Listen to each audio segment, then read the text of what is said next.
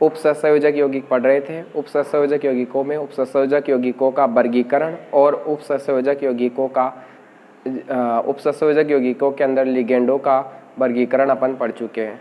आज जो है स्पेशल लिगेंड्स बचते हैं, उन लिगेंडों के बारे में बात करेंगे और उसके बाद में फिर अपन जो है यहाँ पर IUPAC नामकरण की बात करेंगे उपसंयोजक यौगिकों का। उपसंयोजकों के यौगिकों का जो IUPAC नामकरण है वो बहुत ही इम्पोर्टेंट है, क्योंकि बोर्ड में इससे 100% 2 क्वेश्चन अवश्य पूछे जाते हैं जो आपके 3 नंबर के होते हैं। तो सभी बोर्ड्स के लिए अगर आप प्रिपरेशन कर रहे हैं किसी भी बोर्ड के लिए, विशेष रूप से राजस्थान बोर्ड के लिए 12th क्लास के लिए, तो आप ज़रूर इस वीडियो को देखें और लास्ट तक देखें और अंत में लाइक ज़रूर करें और शेयर करें ताकि और दूसरे भी इसको देख सकें।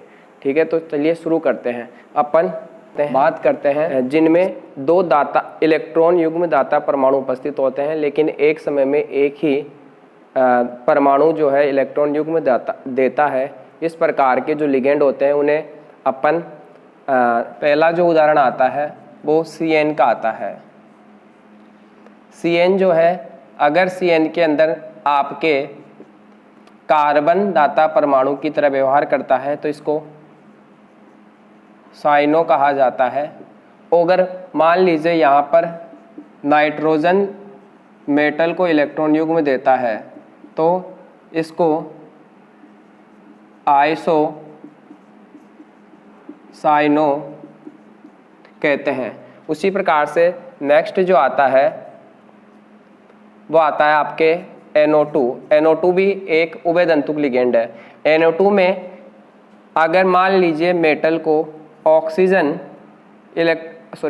नाइट्रोजन इलेक्ट्रॉन युग्म देता है, यानी नाइट्रोजन जो है डायरेक्ट आपके धातु से जुड़ता है तो इसे नाइट्रो कहा जाता है। और अगर मान लीजिए नाइट्रोजन ना जुड़कर ऑक्सीजन जो है इलेक्ट्रॉन युग्म देता है तो इसे नाइट्राइटो कहा जाता है। उसी प्रकार से थर्ड जो एग्जाम्पल आता है उभयतंतुक लिगेंड का वो अपने थायोसाइनाइड आता है SCN। मान लीजिए यहाँ पर अगर सल्फर जो है वो इलेक्ट्रॉन युग्म देता है तो इसे थायोसाइनाइडो कहते हैं। अगर नाइट्रोजन इलेक्ट्रॉन युग्म देता है, यहाँ पे अगर धातु को नाइट्रोजन इलेक्ट्रॉन युग्म देता है तो इसको अपन कहेंगे, क्या कहेंगे,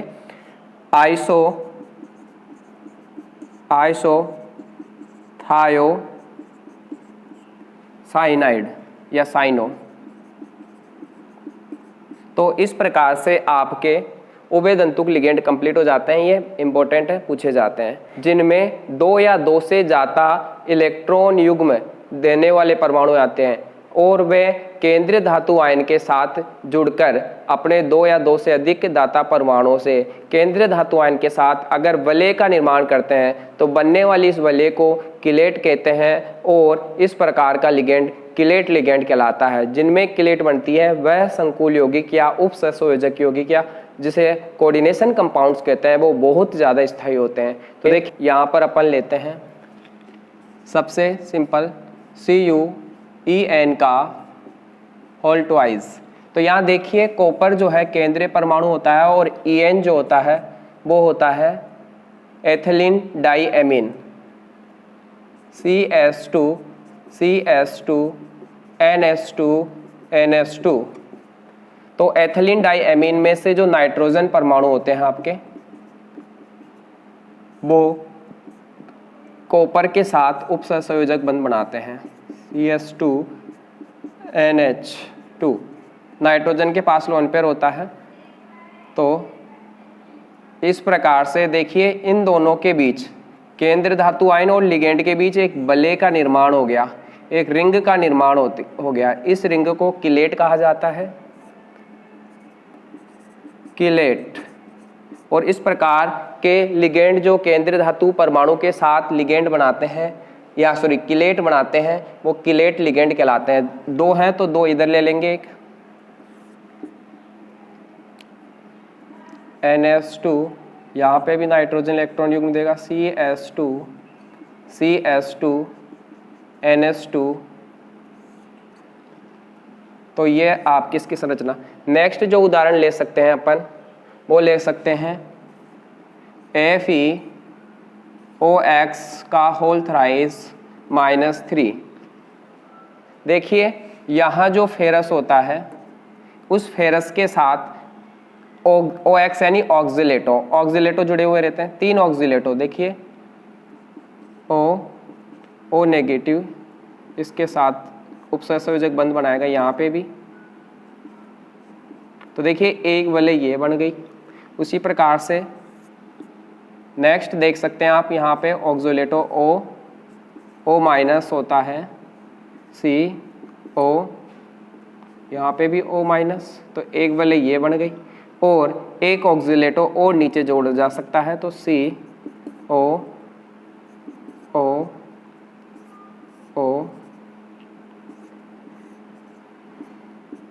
तो इस प्रकार से -3 आयन, तो यहाँ 3 किलेट बन जाती हैं। तो इस प्रकार के लिगेंड जो केंद्रीय धातु आयन के साथ 2 या 2 से अधिक परमाणुओं के साथ जुड़कर बले का निर्माण करते हैं, किलेट लिगेंड कहलाते हैं। और किलेट लिगेंड जो होते हैं, जो अब किलेट बले बनती है, उससे उपसहसंयोजक यौगिकों का स्थायित्व बढ़ जाता है। ठीक है, तो ये आपके कुछ लिगेंड ऑक्सीकरण संख्या निकालने के लिए कुछ नियम है, उनको अपन यहाँ पर एक एक करके बात करते हैं। सबसे पहले कि जो उदासीन उपसहसंयोजक यौगिक होते हैं, उनमें केंद्रीय धातु आयन व लिगेंड के जो आवेश होता है उनका बीजगणितीय योग 0 होता है। जैसे अपन उदाहरण लेते हैं एक, नेक्स्ट K4CuCN का होल 6। तो देखिए यहाँ पर केंद्रीय धातु जो आयन है वो कॉपर है। अगर अपने को इसकी ऑक्सीकरण संख्या निकालनी है तो इन सभी की ऑक्सीकरण संख्या पता होनी चाहिए। मान लीजिए कॉपर की ऑक्सीकरण संख्या X है। अब अपन जानते हैं कि जो साइनाइड होता है उसके ऊपर जो आवेश होता है वो -1 होता है। तो कितने साइनाइड है? 6 साइनाइड है। तो प्लस में, साथ में इसकी साइनाइड की ऑक्सीकरण संख्या प्लस में जो ये वर्ग पष्ठ का तत्व है, तो वर्ग पष्ठ के जो तत्व होते हैं उसके ऊपर आवेश होता है +1। कितने हैं? 4 है। अगर आवेशित हो तो देखिए दूसरा, जैसे CuCN का होल 6 -4 आ जाए, तो यहाँ पे ये आवेशित है। तो जब आवेशित होता है तो धातु और लिगेंड की के ऊपर जो आवेश होता है उसका योग उस संपूर्ण आयन पर उपस्थित आवेश के बराबर होता है। जैसे मान लीजिए इसके ऊपर X है प्लस साइनाइड के ऊपर -1 होता है और इंटू 6 बराबर ये क्या हो जाएगा, इसके ऊपर जितना आवेश है 4, तो इसके 4 के बराबर हो जाएगा। तो देखिए ये हो गया X प्लस -6, तो यह -6 बराबर -4 उधर ले जाते हैं तो X बराबर आ जाएगा -4, ये प्लस का हो जाएगा 6, तो कितना बचा +2। तो इस प्रकार से यहाँ पर ऑक्सीकरण अवस्था 2 आ जाएगी। तो इस प्रकार से आप उदासीन परमाणु व आवेशित परमाणु की ऑक्सीकरण संख्याएं आराम से निकाल सकते हैं। तो ये हो गया केंद्रीय धातु परमाणु की लिगेंडों के वर्गीकरण और ऑक्सीकरण संख्या निकालना सीख चुके हैं केंद्रीय धातु परमाणु आयन की। तो अब अपन शुरू करते हैं केंद्रीय धातु आयनों का आयुपेशीय नामकरण। तो देखिए बहुत ही इंपॉर्टेंट टॉपिक है, तो आप ध्यान से पढ़ें।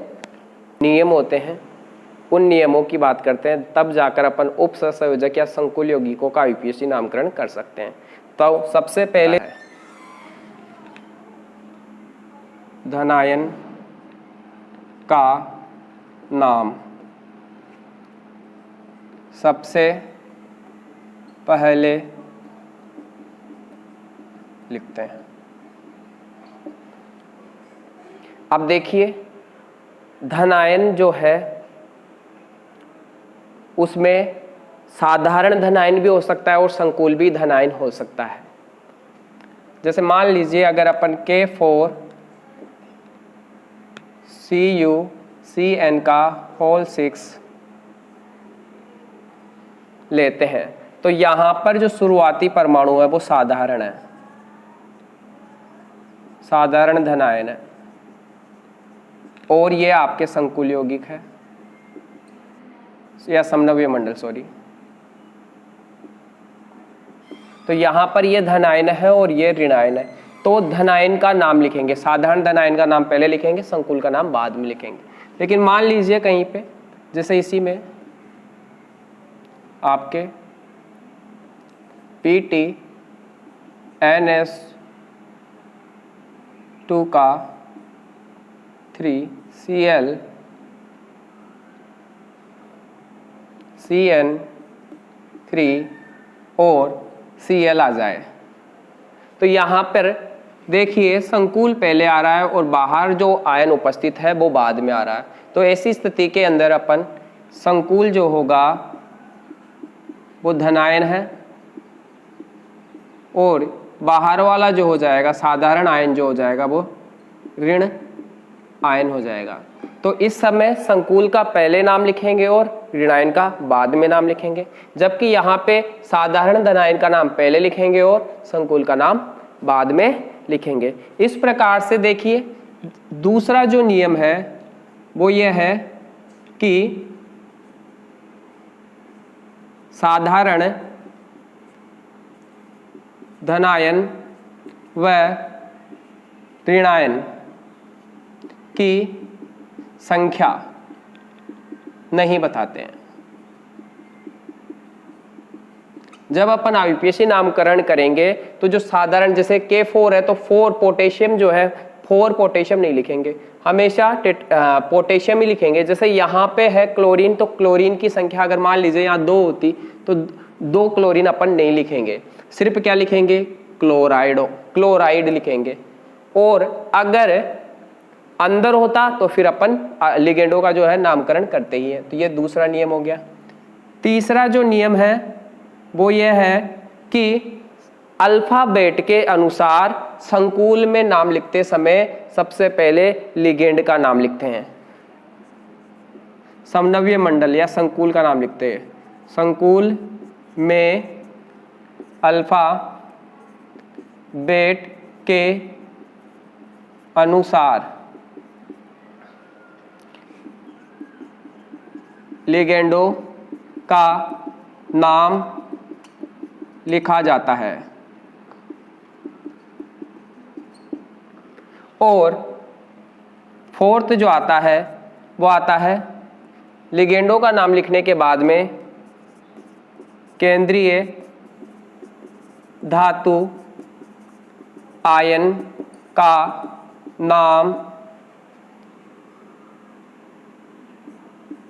नाम ब्रैकेट में रोमन संख्या में ऑक्सीकरण संख्या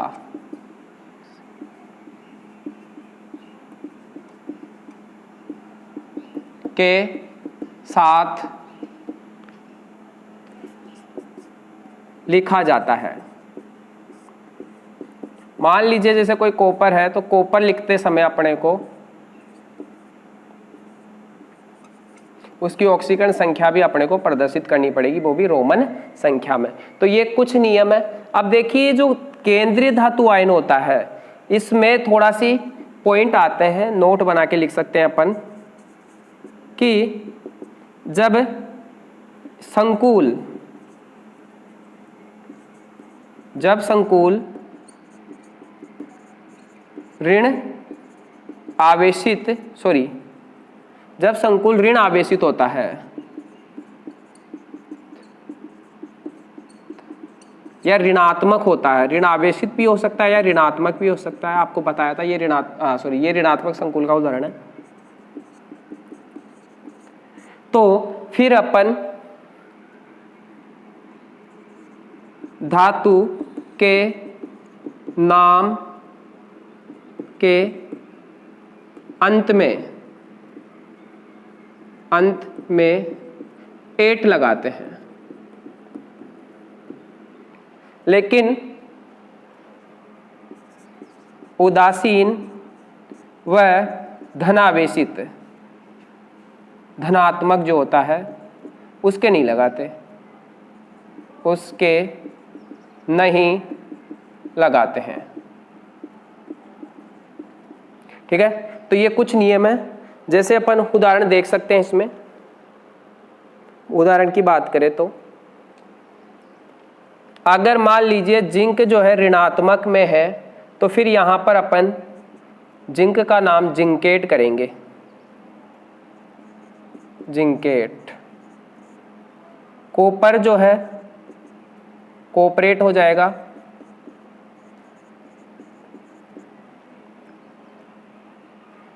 और उसी प्रकार से दूसरा जो पॉइंट आता है, केंद्रीय धातु परमाणु का नाम लिखते समय जो केंद्र धातु आयन है उसका वही नाम लिखा जाता है जो उसके प्रतीक चिन्ह से प्राप्त हुआ है या जिससे उसका प्रतीक चिन्ह बना है।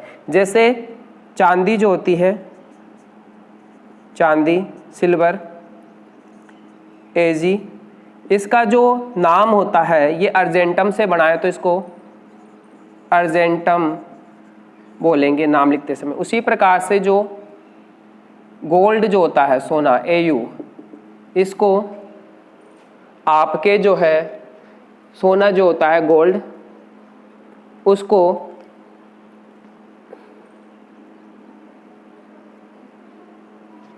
आरंभ बोलते हैं, उसको सोने को आरंभ बोलते हैं। तो इस प्रकार से अपन इनके, तो देखिए अब अपन आगे बात करते हैं। तो कुछ नेक्स्ट जो नियम आता है वो ये आता है कि मान लीजिए कोई ऐसे लिगेंड है जिनमें पहले से ही डाई, ट्राई, टेट्रा आदि उपस्थित हो, तो उनके नाम लिखते समय अपन कुछ चीजों का ध्यान रखते हैं। जैसे इसमें मान लीजिए यहाँ पे आपके ये है, इसकी संख्या मान लीजिए होल ट्वाइस है, तो ये PS3PO यानी कि ट्राइफेनिल ओस्पिन बोलते हैं। तो ट्राई पहले ही अंदर आ गया, तो इस प्रकार से जैसे ethylene EN, ethylene diamine, di इसमें पहले ही आ गया और 3 और हो गई। जब लिगेंड के नाम में या लिगेंड के खुद के नाम में ही डाई, ट्राई हो तो लिगेंड का नाम लिखते समय उस समय क्रमशः 2, 3 व 4 इत्यादि के लिए 20, 2 के लिए 20, 3 के लिए 30 और 4 के लिए टेट्रा किस का उपयोग किया जाता है, पेंटाकिसिस। तो एक पॉइंट तो ये हो गया। नेक्स्ट पॉइंट ये आता है कि मान लीजिए आपके जो लिगेंड है उसमें उभयदंतुक लिगेंड है, तो उभयदंतुक लिगेंड का नाम लिखते समय, जैसे उभयदंतुक का नाम लिखते, लिगेंड का नाम लिखते समय ब्रैकेट के अंदर उस परमाणु का चिन्ह भी लिखा जाता है जो केंद्रीय धातु आयन से जुड़ा हुआ है। जैसे यहाँ पे अगर बात करें तो जो सल्फर है वो क्रोमीन से जुड़ी हुई है, तो क्रोमीन नाम लिखते समय यहाँ एस इसके नाम के आगे लिख देंगे। यहाँ पे भी ऐसे ही करते हैं। नेक्स्ट आता है कुछ संकुल यौगिकों का अब अपन नामकरण करते हैं।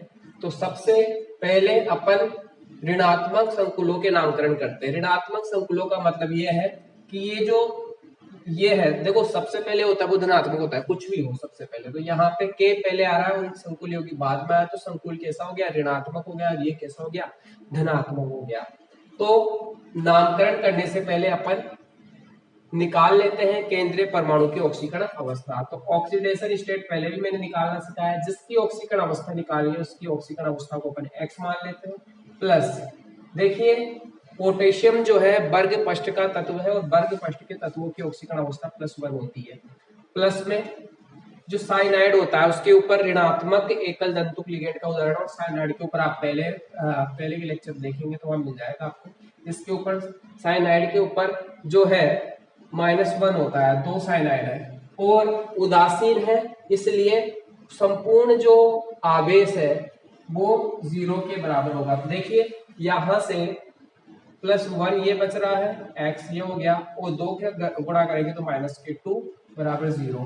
तो माइनस का 2 प्लस का 1, तो बचा माइनस का 1, उधर गया तो प्लस का हो गया, तो आपके आंसर आता है +1, यानी ऑक्सीकरण अवस्था इसकी जो हो गई वो +1 हो गई। अब देखिए नामकरण कैसे करेंगे। सबसे पहले धन आयन का नाम लिखेंगे, तो ये हो गया आपके पोटेशियम, और 2 है तो डाई, CN को साइनो बोलते हैं, और सिल्वर को अर्जेंटम बोलते हैं, अर्जेंटम।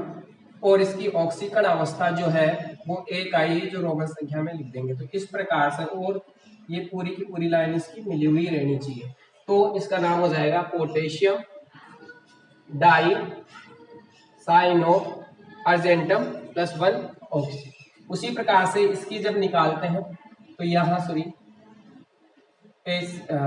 HG ले लेते हैं, तो देखिए इसमें भी ये ऋणात्मक हो जाएगा और ये धनात्मक हो जाएगा। ऑक्सीकरण अवस्था निकालते हैं, जिसकी ऑक्सीकरण अवस्था निकालनी है उसकी x, सिल्वर की निकालनी है इसकी x मान लेते हैं। प्लस में एक पोटेशियम जो होता है +1 होती है, तो 2 है तो 2 से गुणा कर देंगे। प्लस में क्लोरीन जो होता है हाइड्रोजन होता है, उसकी -1 ऑक्सीकरण अवस्था होती है, 4 है तो 4 से गुणा कर देंगे, और कुल जो है 0 आ जाएगा, कुल योग। तो देखिए ये 2 को 1 से गुणा करेंगे तो 2 ही आएंगे, प्लस x -4 आ जाएंगे, क्योंकि 4 को 1 से गुणा करेंगे, -4 बराबर 0। प्लस के 2 है, -4 है, तो बचते हैं अपने पास -2, उधर ले गए तो +2, तो अपने पास x बराबर आ जाएगा +2। तो यहाँ मरकरी जो है उसकी ऑक्सीकरण अवस्था +2 है। अब देखिए, अब ये ऋणात्मक है, सॉरी, तो यहाँ टेट लगेगा, अर्जेंटेट, 8 लग जाता है, अर्जेंटेट हो जाएगा, सॉरी। यहाँ सबसे पहले अब देखिए नियम सेकंड के अनुसार साधारण धन आयनों या साधारण ऋण आयनों की संख्या नहीं बताते, तो यहाँ सिंपल आएगा पोटेशियम, यहाँ जो सिंपल आएगा वो आएगा पोटेशियम, तो इसका नाम हो जाएगा पोटेशियम।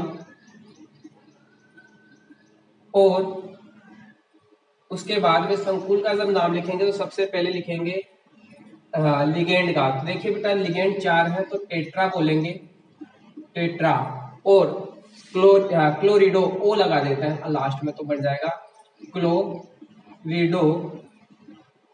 और ये जो है मर्क्यूरेट बोलते हैं इसको, मर्क्यूरेट, साथ में ऑक्सीकरण अवस्था यहाँ पे लिख देंगे +2। उसी प्रकार से नेक्स्ट जो है ये ले लेते हैं, इसमें भी ये धनायन है और ये ऋणात्मक है। देखिए ऑक्सीकरण अब आप खुद निकालें, इसकी जो ऑक्सीकरण अंक है मैं डायरेक्ट लिख रहा हूँ, ये आ जाएगा आपके सोडियम, 3 नहीं लिखेंगे क्लास क्योंकि बाहर है, इसलिए सिर्फ सोडियम। और इसमें क्या है, ऑक्सीजन जो है, नाइट्रोजन ऑक्सीजन डायरेक्ट जुड़ रही है, इसलिए इसे बोलेंगे डाई नाइट्राइटो, डाई नाइट्राइटो। इसमें नाइट्रोजन जुड़ा हुआ है इसलिए डायरेक्ट उसे ब्रैकेट में नाइट्राइटो, और कोबाल्टेट बोलेंगे। ऑक्सीकरण अंक जो आएगा इसका +3 आएगा। तो इस प्रकार से ये आपके ऋणात्मक संकुलों का आईयूपीएसी नामकरण कर सकते हैं। आप प्रैक्टिस करें, और भी नहीं आए तो अपन फिर और कर लेंगे इतने एग्जाम्पल। उसी प्रकार से धनात्मक संकुलों के भी कुछ उदाहरण हैं जिनकी कर सकते हैं अपन। देखिए पहला है, अब देखिए संकुल आगे है और जो आयन है वो पीछे है, तो संकुल क्या हो गया, धनात्मक हो गया। तो सबसे पहले आप संकुल का नाम लिखेंगे, इनका बाद में नाम लिखेंगे। तो देखिए यहाँ पे भी वही बात है कि अगर मैं ऑक्सीकरण संख्या की बात करूं तो इसकी आप निकाल लें, फिर भी मैं निकाल के बता देता हूँ एक बार वो, जिसकी निकालनी है x माननी है, प्लस अमोनिया उदासीन लिगेंड होता है, अमोनिया पे कोई आवेश नहीं होता है, तो कितने हैं, 6 है, प्लस क्लोरीन जो होता है उसके ऊपर -1 होता है, और सल्फेट जो होता है उसके ऊपर -2 होता है। तो देखिए और बराबर 0, तो x बराबर हो जाएगा, ये तो पूरा 0 हो गया, -1 और -2, तो -3 बराबर 0, तो x बराबर आ जाएगा आपके पास +3। तो ऑक्सीकरण अवस्था होगी +3। अगर आप नामकरण की बात करें तो यहाँ पे इसका नामकरण भी कर देते हैं। सबसे पहले लिगेंड का नाम लिखेंगे तो ये हो जाएगा 6, तो हेक्सा, और देखिए इसको बोलते हैं एमीन, हेक्सा एमीन। और ये आप सिंपल 8 नहीं लगेगा क्योंकि धनात्मक है, तो सिर्फ कोबाल्ट, कोबाल्ट। ऑक्सीकरण संख्या आएगी ब्रैकेट में, इसकी ऑक्सीकरण संख्या लिखेंगे, वो आएगी +3। यहाँ पे Cl, अब यहाँ O नहीं लगेगा, बाहर जो होता है उसके O नहीं लगा, सिंपल क्लोराइड। और SO4 को बोलते हैं सल्फेट। तो ये देखिए आपके इसका आसान से नाम हो गया hexamine cobalt second chloride sulphate. दूसरा जो उदाहरण है ये आपके दे रखा है, आप इसका भी देख सकते हैं। यहाँ ऑक्सीकरण संख्या आप निकाल सकते हैं खुद। तो देखिए इसमें एमीन जो है अल्फाबेट में पहले आती है और ब्रोमीन बाद में आता है, तो पहले आ जाएगा एथिलीन डाइएमीन। लेकिन देखिए ये जो है 2 है, इसलिए सबसे पहले लिखेंगे विस ब्रैकेट में लिखेंगे ethylene diamine, ethylene diamine, di bromido, और कोबाल्ट। और इसकी जो ऑक्सीकरण संख्या आएगी वो आएगी +3, और बाहर जो है क्लोराइड है तो लिख देंगे क्लोराइड। तो इस प्रकार से आप धनात्मक संकुल यौगिकों का भी अविपेशी नामकरण कर सकते हैं। अब बचता है अपने पास उदासीन लिगेंडों का नामकरण। तो कुछ उदाहरण जिसकी निकालनी है उसकी X+ हेलोजन है -1 होती है, एक हेलोजन की तो 2 है, तो 2 प्लस नाइट्रो है, नाइट्रो की जो होती है -2 आवेश होता है, संख्या में 1 है।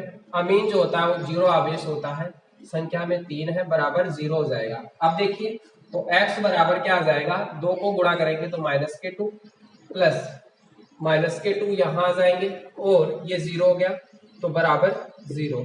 तो ये आ जाएगा x बराबर आ जाएगा -4, उधर लेते हैं, सॉरी -4 आ जाएंगे, उधर लेंगे तो x बराबर आ जाएगा आपके +4। तो यहाँ ऑक्सीकरण संख्या जो है कोबाल्ट की +4 है। अब देखिए नामकरण वही लिगेंडों का, तो अल्फाबेट के अनुसार एमीन पहले आता है तो आ जाएगा आपके पास ट्राई अमीन। अब देखिए एन बाद में आता है और सी पहले आता है, तो डाई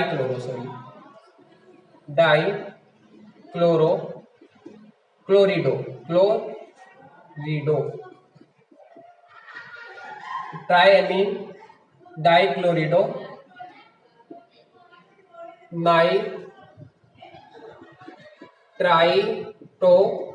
नाइट्राइटो। अब नाइट्रोजन उपसंयोजक, सॉरी नाइट्रोजन दाता परमाणु, इसलिए नाइट्रोजन लिख देंगे। और कोबाल्ट, ऑक्सीकरण संख्या जो आई थी 4 आई थी तो 4 लिख देंगे। और इस प्रकार से ये नामकरण। तो देखिए अपन ने यहाँ धनात्मक संकुल, ऋणात्मक संकुल और उदासीन संकुलों का नामकरण कर लिया। नेक्स्ट जो वीडियो होगा उसके अंदर अपन यहाँ पर जो है ब्रिज वाले या जटिल संकुल यौगिकों का और नामकरण करेंगे, और उसके बाद में इनके अंदर